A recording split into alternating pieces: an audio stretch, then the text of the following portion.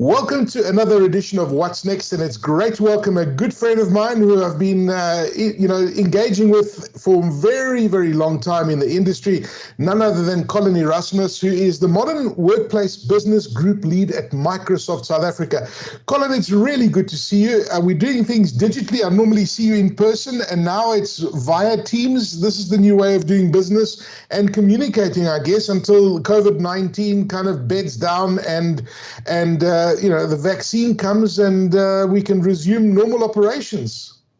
100%. Okay, and good to see you as well, man. It's virtually. I'm hoping we can share a coffee shortly, but good to see you as well, man. And yes, I mean, life has changed for us quite drastically. We all talk about the new normal, with level 1 now. So it's going to be interesting to see how things get back in the next couple of weeks, eh? Well, listen, it will be very interesting, but you've got a very interesting job at Microsoft, and I've actually been, watching Teams grow with a great deal of fascination. I think it was when it first launched, you could have 4 people on one screen, and then it went to 9 people, and then it's just growing and growing and growing.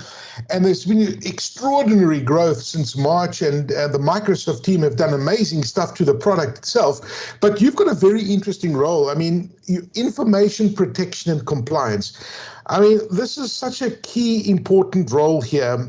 When you look at where we're operating right now, everybody's working remotely, companies have been exposed, and I think privacy and security, those are kind of the Achilles heel that many people are missing during this lockdown period where people are working remotely. Can you tell us a little bit about that, Colin? Sure, Aki. I think maybe let's start with the environment, because I think you're 100% correct. If you go back, I mean, you and I are old hats in this IT world now. Don't want to call us old, but, we go back 10 years ago, 15 years ago, even 5 years ago.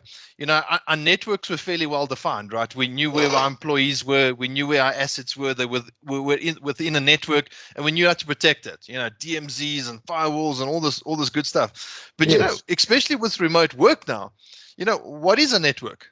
What are our assets? Can you define an employee? You take a look at vendors that we now give access to into our apps that we have and the data that we have, et cetera, et cetera. And I think it has changed massively. That whole environment has changed in such a big way that we do need to reimagine and rethink what security looks like in this new world, in this new paradigm. And I think that's what makes it interesting. We're reimagining it. And as you can imagine, with AI, with machine learning, security is gained massively from those sorts of approaches, because, like if you think about the attacks that are happening on a daily basis, there's hundreds, there's millions of these sorts of things. And you can't sit anymore and sift through these things yourself as a human being. We now have machine learning that's taking a look at all of this stuff. In fact, Microsoft, we call this thing Microsoft Graph, where we're getting all these inputs and signals on a daily basis, intelligently looking at them with machine learning and AI, and then saying to our customers, hey, there's something potentially coming. You can protect yourself without having to do things like potentially a patch or an upgrade to an antivirus or an endpoint product. And I think that really is where security is going, and what's making it so interesting. Well, I mean, let's unpack that a bit, because we can talk about it, and some of the stuff we talk are the obvious things, but many organizations still don't see that. And you say that there are constant attacks, people are working remotely, that organizations are now more vulnerable than they were before the lockdown period. That's the reality, right? So what are those major challenges that these organizations are facing when it comes to the information protection and compliance, for example? What are those challenges? Let's unpack those challenges. Sure. So let's have a look. I think we've spoken about one or two of them already. I think the first one that you have, Aki, is that the networks have changed, right? We don't really know anymore where that network boundary is and isn't. The next major challenge, and I'll speak about the maybe security in these 4 ways, because I think it will talk about it, right? So I think the first one I want to look at is identity and access management. So I think the challenge that you have around identity there is that your identity is now everywhere, right? So we now have applications that sit on our premises or not on our premises. We potentially have vendors and clients connecting to our infrastructure and our data anymore, which in the past we used to protect in a very certain manner. So identity and access management for me is critical, and it's critical that your identity actually sits in the cloud now, if you think about it, right? Because we're in the cloud, our data is in the cloud. I think that's critical. So that's the first bit, and it's the first major challenge I think guys have. The second one I like to talk about, for instance, is threat protection or threat management.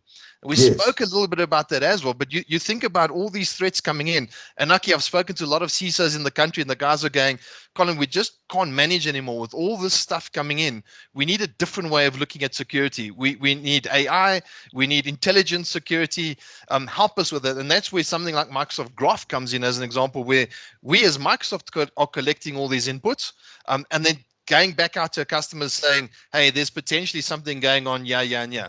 So I think threat protection, that mass is critical and one of the major challenges that we have.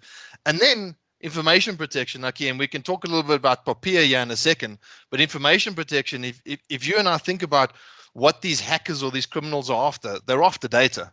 That at the end of the day is what we're trying to protect. So I think information protection becomes absolutely key. How do we protect our information? So let's say identity gets compromised for whatever reason. We now want to protect our data if that has been compromised. That means things like classifying our data, applying certain technologies to our data, whether that's encryption or labeling them or whatever it is.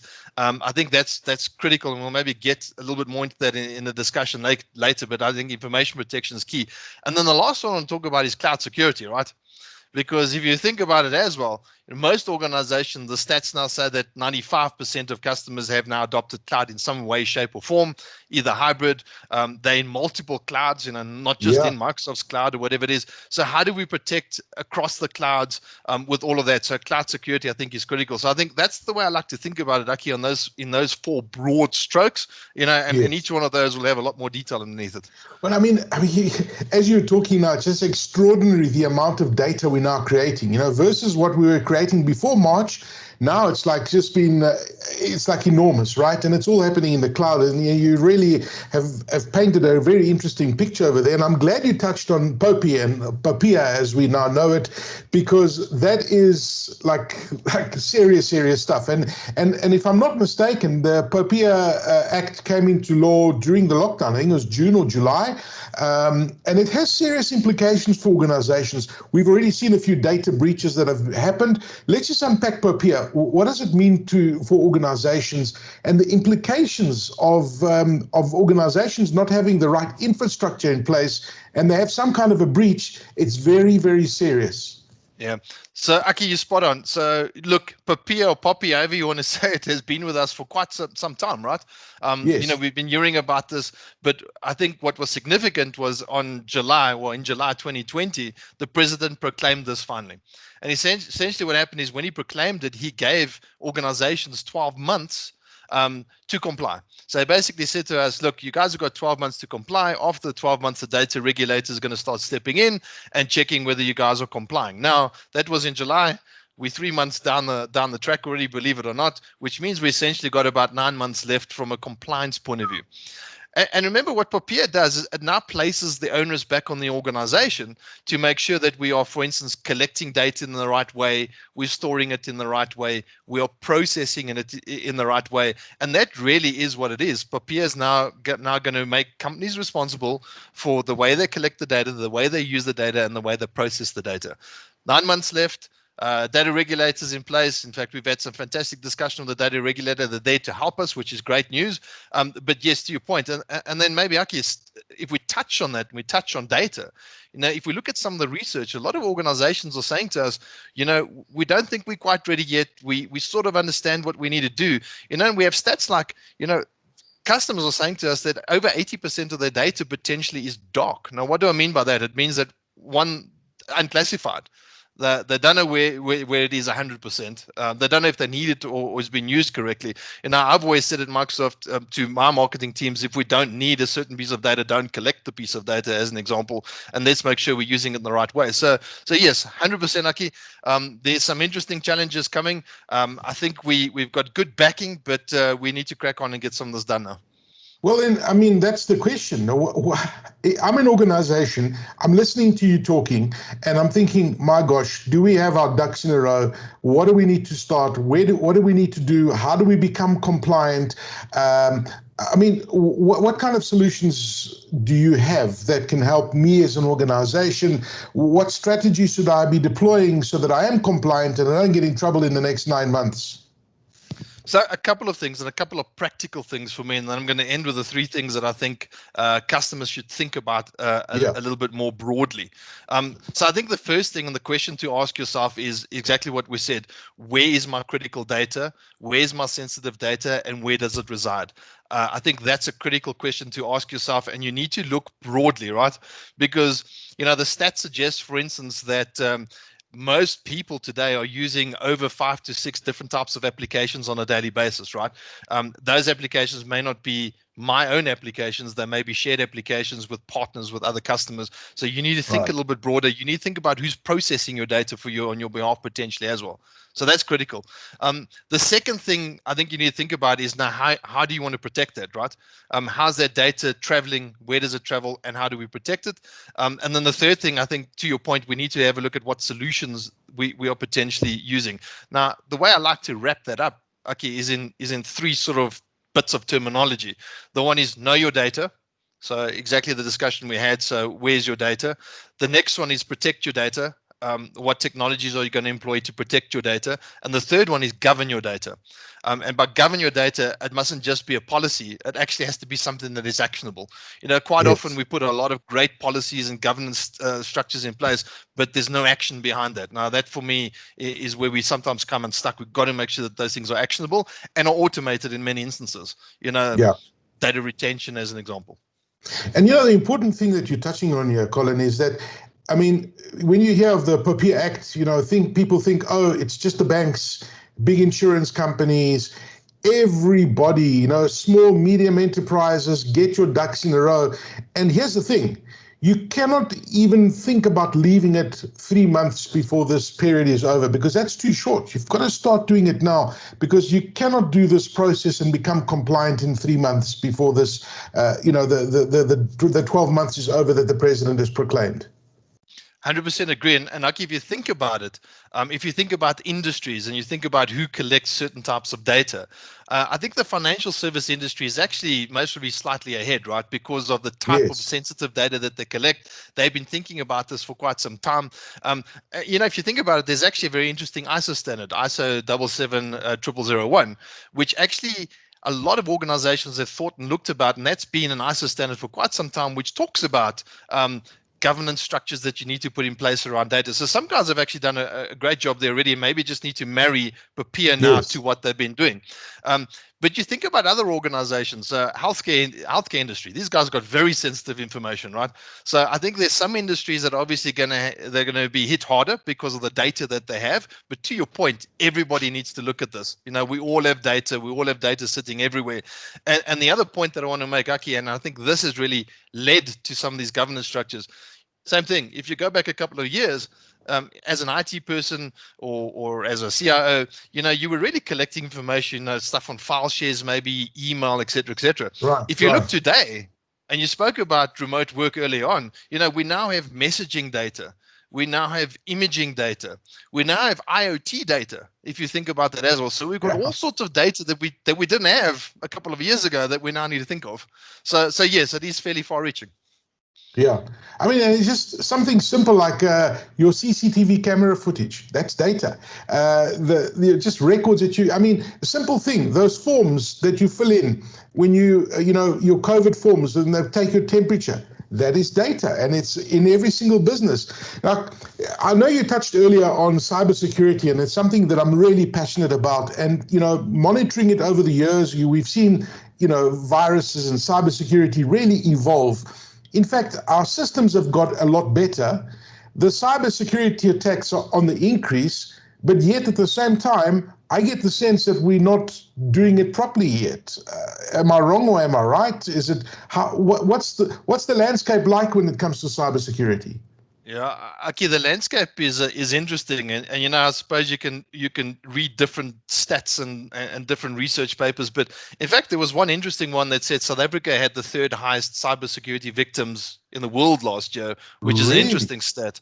Very, very interesting. And I think we're a little bit more prone potentially. That's very interesting. And then globally, if we have a look at it, the global stats saying that we now have hackers making an attempt every 39 seconds. So if you just extrapolate that out, that's over 2,000 attempts a day. So that's massive. And you touched on it as well, Lucky, in that these things have become very sophisticated. We are Mm. seeing in South Africa today, as an example, that the ransomware that we're finding in some of our customers is actually ransomware that's been written specifically for them as a business or Wow. specifically for the individual. And Yes. that's very important. The other major thing that is happening, we've often heard about this, but I don't think we've ever really had a way to look at it, is insider risk.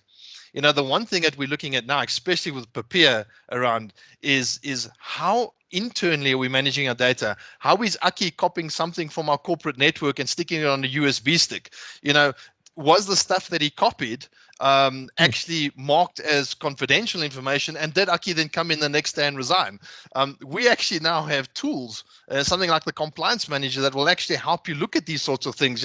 Where's my data? How is it flowing? Who's copying it to where? Oh, Very, very really? interesting. And in many instances, Aki, sometimes the mistakes that people are making, versus the policies of their companies, they're not doing intentionally. Sometimes it's a case of you don't understand the policy correctly. Mm, Sometimes mm. it's intentional. But Yeah. as you said, things have become very complex. I don't think we there yet. That's why we talk about intelligent security. So I think that's the way we need to look at our security. What solutions are out there that are going to help me manage this? There's a lot of SIEM products out there now, so security information event management products, that take all your bits and bobs and put them into a single pane of glass that actually help you and help you automate what happens. And I Yeah. think that's critical. So, I mean, you're giving some great advice there, and you're scaring a lot of people as well. But if there's an organization watching us talking right now, and you say, well, what do I do? What are those pillars? What are the things that I should be doing in my organization to really make sure that the security is, on form, and that I'm not vulnerable? And of course, the big mistake, Colin, that many organizations make, they think, well, we've migrated a lot of stuff into the cloud, so I don't have to worry about security because it's in the cloud and it's already secure. Big mistake. Big mistake, Aki, because so cloud has its own security, right? But you're also going to be transporting that data in and out of that cloud, and that's why that cloud security was so critical. There's a couple of practical things here, and we talk about patching, but I think that's still very, very important. There are a couple of practical things I would say to somebody to go and look at tomorrow. Um, the first thing is to look at those 4 areas that we spoke about, right? Identity and access management. Go and have a look at how you're doing that, and go and have a look at Yeah, whether that's in the cloud and you can actually do that across. Now, as we talk about that, I think the one thing that we have to apply nowadays is multi-factor authentication. I absolutely. think it's absolutely critical. Microsoft talks about zero trust, and I don't know, Aki, if you've ever seen or been exposed to the zero trust strategy, but essentially the strategy and the premise of the strategy is that from the outset you trust nothing or nobody, and that's where it starts. Um, but the way zero trust works is it's an integrated approach. So in other words, security is in everything that you do and in all the applications that you use. So it's not a bolt-on, and that's critical. That uses adaptive controls. Now that's even more important, because Mm. what you want to do is, as you potentially have breaches, you want to be able to adaptively change those controls. So let me give you a very good example. Let's say today I'm logging onto my PC from Johannesburg, and 2 hours later, my SIEM product picks up the fact that I'm logging onto the same computer from Hong Kong, as an example. Now, we know that that's not possible.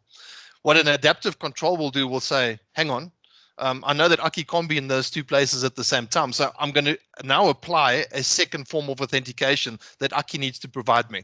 That's Right. what we mean by an adaptive control. So that's critical. And then the third thing, the final thing, is that continuous monitoring through these signals that I spoke about. So I think multi-factor authentication is absolutely critical. The second thing that I do want to say to people as well is make sure you're still patching. We've been coming a long way around software and patching. We can have the best AI, the best security. We've got to make sure that we are patching as we go. I think that remains absolutely critical. And I think, Aki, the other thing we need to do is train our people. COVID unfortunately has given attackers out there a great way to speak to people from a phishing point of view and a ransomware, and we've seen a lot of that. We've got to make sure that we keep training our people. You spoke about zero trust earlier, and basically you trust nothing and nobody in an organization. But how do companies apply it? How do you deploy it? How do you say we are going to zero trust policy? So I think that's when we talk about those adaptive controls, Aki. So that what you do is you work on the premise of privileged access, so least privileged access, and what you want to do is you want to build up from there, right? So as somebody comes in and wants access to a piece of resource, be it a data, whatever it is, you want to apply those adaptive controls. So what is also very important, Aki, is that security has actually gone to the point where in the past it used to be productivity versus security. And that's why we call it an integrated approach, because what we want to make sure it's built in and that we're not giving up productivity. We actually, in fact, want to make sure we make people more productive, but allowing for adaptive controls so that we can control that access to data or resources a lot better. So I think that's the way it works. That then gives you that integration, gives you that flexibility, builds trust with users as well, but allows you to actually control your environment. And I think that's what's important is that, the tools that are available to deploy these things on your network. So, IT managers can see, even if people are working remotely, you're saying that there are tools available that if you put a USB stick into a computer and you've downloaded something onto it, you will be alerted. So you will know in your organization, that machine that belongs to you, that's what's just happened. And these tools are available. Correct, Aki. So through things like secure score and compliance manager. So secure score actually do that. It'll actually, against the set of principles, will actually give you a score out of 100 to say, hey, this is your security score, the way we view it. The same thing with compliance manager. In fact, we've just released the POPIA template in the compliance manager. So you can actually now look at your compliance profile against POPIA through compliance manager. Will actually give you a score out of 100 and say to you, hey, there's a couple of areas that you need to go and work at. The other technologies we spoke around threat protection, these are all what we call ATP, so advanced threat protection. These are within Office, they're within Azure. So all of these technologies exist to be deployed.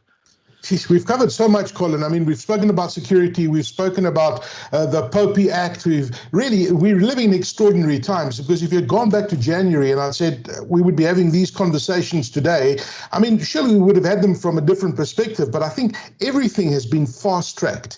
The way we're doing business, the way staff are interacting with organizations, the remote workplace is very interesting. And I don't know if we will go back to the way we were before. We may go back to a hybrid model, and people are already questioning that, do you need to travel long distances to have a meeting if you can do it like we're doing it right now over Teams, for example? So I want you to put your future cap on, your thinking cap on, Colin Erasmus, and talk about the remote working workplace. How has that changed, and where is that all going? So I wish I had a crystal ball. It would have been interesting investing in the stock market. But I think you're right. I believe, and I think we believe as an organization, that I think the new normal is going to be this hybrid model. I think people are going to have that hybrid model between actually working on-prem, working remotely. I don't think that's going to go away. I think we now have that. I think we're going to have that, by the way, Aki, for the way we live, the way we learn, the way we work. I take my little guy. He's at an organization that does remote learning, and in fact, they've now actually figured out that there are some major benefits to this as well. So I think we're going to live with this hybrid model moving into the future. And I think security is going to become so much more important. And by the way, Aki, I believe that intelligence, security, and these sorts of things can be a massive competitive edge for an organization as well. Remote work we've seen as a good edge. Productivity we've seen go up drastically. We've had lots of questions also about how do we balance this from a cultural point of view. Because I don't know about you, Aki, but it feels to me like I'm on calls all the time. That can be good and bad. So we need to look at the human side of that as well, right? Tell people to take breaks. go and have your lunch hour, whatever it is. But I think, to get back to your question, I do think this hybrid model is here to stay. We knew that the pandemic gave us sort of three notions. The one was that we needed to respond to the crisis, which I think a lot of organizations have done. They've got a lot of these video conferencing. They're now communicating with the people. They need to now make sure they're doing it securely. So that's the one thing. I think we're actually now in the phase where we are actually responding, and I think responding and rebuilding. And I think the next phase for us is going to be that reimagine phase. How do we reimagine moving forward? Like we've reimagined security being intelligent security. A lot of organizations are going to reimagine the way they look into the future, and it will become a competitive edge in many instances. Yeah. It's interesting. We're talking so much about technology, and so much research has been done on, people working from home, etc. And they ask them, what would you do to change? What are the things that you really are missing upon? The technology that they've got is cool, but the most common thing that comes up is a comfortable chair and a second monitor. Adding a second monitor to multitask and just to do your tasks a lot better. I mean, those kind of things. And we're learning so much about this workplace, and we're adapting so fast. And at the end of the day, as you correctly said, I think we're really questioning the way we were doing things before, because we're actually being more productive and more effective doing things. Obviously, the company culture side of things and organizations that like to have people within an organization, I think that hybrid model will sort that particular problem out. But we're actually functioning pretty well. And if you just look back, the timing of Microsoft's data centers in the country, and the fact that you've got all these tools like OneDrive and that all in the cloud. I mean, could you have imagined if this had happened 5 years ago? Yeah, and it's interesting. I mean, looking at our CEO, Satya Nadella actually said, 4 or 5 months ago, I think he said this. He said that we've actually seen 2 years worth of digital transformation in a period of 2 months, Wow. which is truly, if you think about it, which is what we've experienced. So look, I don't think anybody would have potentially foreseen it. Look, a lot of organizations were on a digital transformation journey already. They would. I think it has sped up fairly significantly. But yes, I think having the data centers, I think, has helped us in many instances. Really responding to our customers' demands around things like latency and being able to put their data in South Africa. So I think that's been phenomenal news and great news as well. So look, I think our new normal, Lucky, as you put it, is that we're going to be in this hybrid model, and I think more to come. Technology is exceptionally exciting. It has always been. And I think it's going to go from strength to strength as long as we're doing it securely. Colin Erasmus, the Modern Workplace Business Group Lead. You've got such a cool title there, Modern Workplace Business Group Lead for Microsoft South Africa. Colin, it's always good to chat to you and open up your mind and let me in on what your thinking is. I've learned so much talking to you. Thank you for your time. Aki, thank you very much.